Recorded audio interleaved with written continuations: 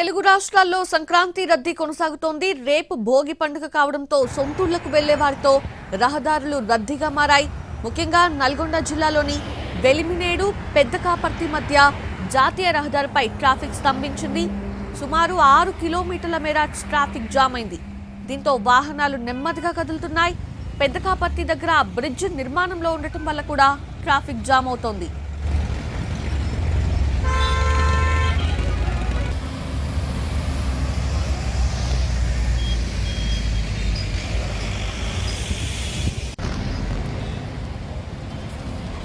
తెలుగు రాష్ట్రాల్లో సంక్రాంతి రద్దీ కొనసాగుతోంది. రేపు భోగి పండుగ కావడంతో సొంతూళ్లకు వెళ్లే వారితో రహదారులు రద్దీగా మారాయి.